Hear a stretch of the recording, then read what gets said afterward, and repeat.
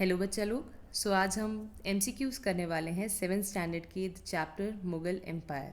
ये आपका 4th chapter है और एग्ज़ाम पॉइंट ऑफ व्यू से इसके MCQs बहुत इंपॉर्टेंट है। तो चलिए शुरू करते हैं।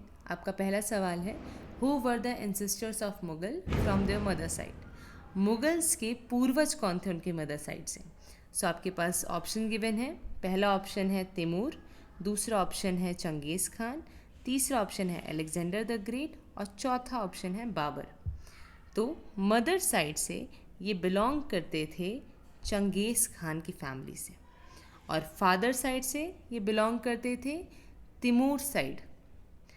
Now second question is, which Mughal ruler seized Kabul in 1504 and establish his rule in India. कौन से मुगल राजा ने काबुल में 1504 में कब्ज़ा किया था और उसके बाद वो इंडिया आए थे। तो आपके पास ऑप्शन है ए बाबर, बी हुमायूं, सी अकबर, डी जहांगीर।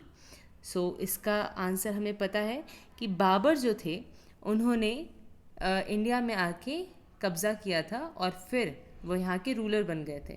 तो इसका ऑप्शन है ए बाबर और ये मुग़ल एम्पायर के फाउंडर भी थे। तो ये भी याद रखिएगा, ये भी पूछा जाता है।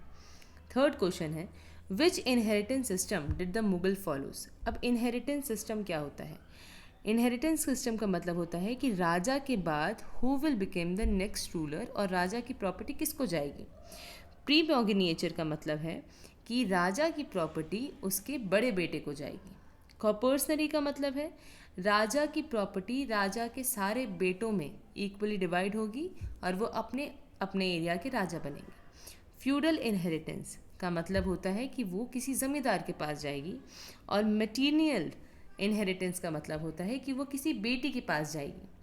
तो इसका सही आंसर है कॉपर्सनरी इनहेरिटेंस, क्योंकि मुग़ल रूलर यूजुअली अपने बेटों में प्रॉपर्टी इक्वली डिवाइड कर देते थे वो और अपने अपने एरिया के राजा बन जाते थे। इसका बहुत अच्छा एग्जाम्पल हमें हुमायूं के टाइम पे देखने को मिलता है। फोर्थ क्वेश्चन आता है हमारा, the mother of Jahangir was the princess of which Rajput family.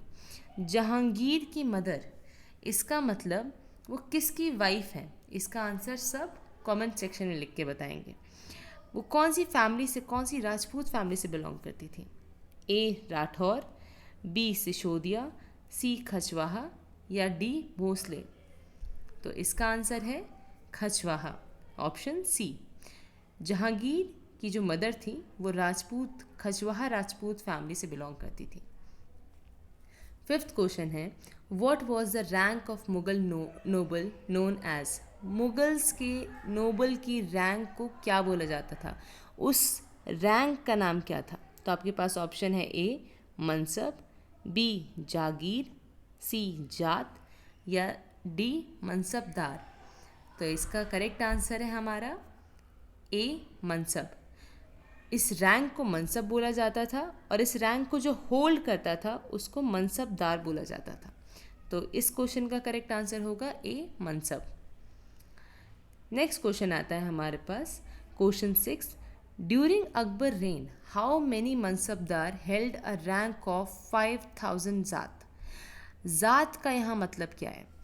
Akbar के टाइम पे कितने मनसबदारों के पास 5000 से ज़्यादा जात हुआ करती थी।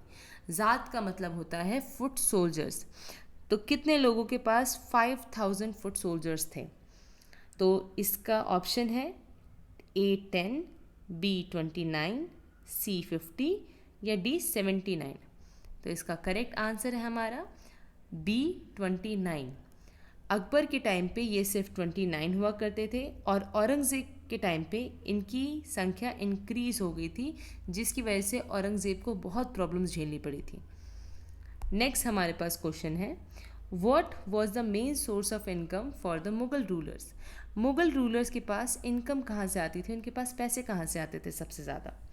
तो पहला ऑप्शन है A trade, B tax on produce of the peasantry, C military conquest, D tribute from foreign land. तो इसका सही आंसर होगा tax on the produce of peasantry. ऐसा क्यों, क्योंकि एग्रीकल्चरल टैक्स से सबसे ज़्यादा राजा के पास पैसे आते थे। मिलिट्री कॉन्क्वेस्ट से भी आते थे, जब आप दूसरे एरिया पे अटैक करते हैं तो उसको मिलिट्री कॉन्क्वेस्ट बोलते हैं। और जब आपको दूसरे एरिया के लोग गिफ्ट ला के दें तो उसको ट्रिब्यूट फ्रॉम फॉरेन लैंड बोलते हैं। पर इसका करेक्ट आंसर होगा option B, tax on the produce of peasantry. 8th question है, what revenue system did Akbar's minister Todarmal develop. अब टोडरमल कौन थे? तो टोडरमल जो थे, जिसकी फ़ोटो आपके पास सामने है, ये रेवेन्यू मिनिस्टर थे अकबर के। अब इन्होंने कौन सा रेवेन्यू सिस्टम लेके आया था जिससे वो टैक्स कलेक्ट करते थे किसानों से? तो आपके पास ऑप्शन है ए जागीरदारी, बी एकता, सी जब्त और डी जमींदारी। तो इसका करेक्ट आंसर होगा सी जब्त। जो रेवेन्यू सिस्टम था उसका नाम था जब्त। जागीरदारी उन लोगों को बोलते थे, जागीरदार उन लोगों को बोलते थे जिनके पास जागीर हुआ करती थी, लैंड हुआ करता था। एकता एक सिस्टम था जिससे एकता एक सैलरी के रूप में दिया जाता था गवर्नर्स को, एज अ सैलरी आप वहाँ से टैक्स कलेक्ट कर सकते हैं। बट जब्त सिस्टम था जिसमें एक एरिया का 10 साल के टेन्योर में सर्वे किया जाता था कि वहाँ पर कितना प्रोड्यूस हो रहा है, क्या प्रोड्यूस किया जा रहा है, और उस हिसाब से रेवेन्यू सेट किया जाता था। और ज़मींदारी, जब आप एक ज़मीन के मालिक होते हैं और उस पर आपका अधिकार होता है। सो इसका सही ऑप्शन है ऑप्शन सी। नेक्स्ट क्वेश्चन आता है, what title did Jahangir bestow upon Mehrunissa after their marriage. So Jahangir की वाइफ का नाम पहले था मेहरुनिसा, पर शादी के बाद उनका नाम चेंज कर दिया गया था जहांगीर द्वारा। तो उनका नाम क्या रखा गया? ए मुमताज़ महल, बी बादशाह बेगम, सी नूरजहान या डी जहानारा बेगम। सो इसका करेक्ट आंसर है सी नूरजहान, जिनकी फ़ोटो सामने लगाई गई है। नेक्स्ट क्वेश्चन आता है, who was responsible for composing the आईने अकबरी। आईने अकबरी किसने लिखी थी या किसने कंपोज की थी? तो आईने अकबरी 3rd वॉल्यूम है एक किताब का। अब वो किताब का नाम क्या है? तो उस बुक का नाम है बाबरनामा, सॉरी बुक का नाम है अकबरनामा। और अकबरनामा 3 वॉल्यूम्स में डिवाइडेड है। ये बुक 3 मोटी मोटी वॉल्यूम्स में है और इसकी जो 3rd वॉल्यूम है उसका नाम है आईने अकबरी। तो ये अकबरनामा किसने लिखी थी? तो अकबर, इसके ऑप्शंस हैं ए अबुल फजल, बी टोडरमल, सी बैरम खान या डी शाहजहान। तो इसका सही आंसर है ए अबुल फजल। अबुल फजल ने अकबरनामा लिखी थी जिसका 3rd वॉल्यूम आईने अकबरी था। नेक्स्ट क्वेश्चन है, what is the significance of red fort in Delhi today. तो आपको आज के टाइम का सिग्निफिकेंस बताना है रेड फोर्ट का जो दिल्ली में है। सो ऑप्शन है आपके पास A it was the first Mughal capital, B it is where the Indian prime minister addresses the nation on independence day, C. It houses the tomb of Mughal emperors, और D. It was the site of Akbar coronation. So आपके पास option है, पहला ये Mughal capital थी, मुगल की राजधानी। दूसरा option है कि वहाँ से प्राइम मिनिस्टर आज के टाइम पे एड्रेस करते हैं, भाषण देते हैं इंडिपेंडेंस डे के दिन। तीसरा कि वो मुगल एम्परर का वहाँ पर मकबरा है, या चौथा अकबर का वहाँ मकबरा है। तो इसमें से कौन सा सही आंसर है? तो इसका सही आंसर है B it is where the Indian prime minister addresses the nation on independence Day. और यही जगह है रेड फोर्ट जहाँ पर हमारे जो प्रधानमंत्री हैं वो हर साल भाषण देते हैं इंडिपेंडेंस डे के दिन। नेक्स्ट क्वेश्चन आता है, how did the Mughal generally treat rulers who were defeated in battle. Mughals जो थे, मुगल राजा, वो अपने से हारे हुए रूलर्स के साथ कैसा बर्ताव करते थे? तो आपके पास ऑप्शंस हैं, ए दे वर इम्प्रिजन फॉर लाइफ, उनको ज़िंदगी भर के लिए जेल में बंद कर दिया जाता था। B they were humiliated and stripped of their land, उनकी बेइज्जती की जाती थी और उनसे उनका लैंड छीन लिया जाता था। C they were honourably treated and often given their land back, उनको बहुत इज्जत से ट्रीट किया जाता था, उनको उनका लैंड वापस मिल जाता था। या D they were forced into exile, या उनको अपने लैंड से बाहर निकाल दिया जाता था, अपने देश से निकाल दिया जाता था। तो इसका करेक्ट आंसर है option C, they were honourably treated and often given their land back. वो अब बहुत इज्जत से व्यवहार करते थे उनके साथ और उनको उनका लैंड वापस भी दे देते थे, पर उनकी एक शर्त होती थी। मुगल्स की एक शर्त होती थी कि हम आपको लैंड तो वापस कर देंगे, पर इस लैंड के बदले, इस पूरे राज्य के बदले आपको मुगल्स को टैक्स देना होता था और उनका सबॉर्डिनेट्स बन के आपको काम करना होगा। सो यही एक शर्त होती थी, बाकी आपको आपका लैंड मिल जाता था।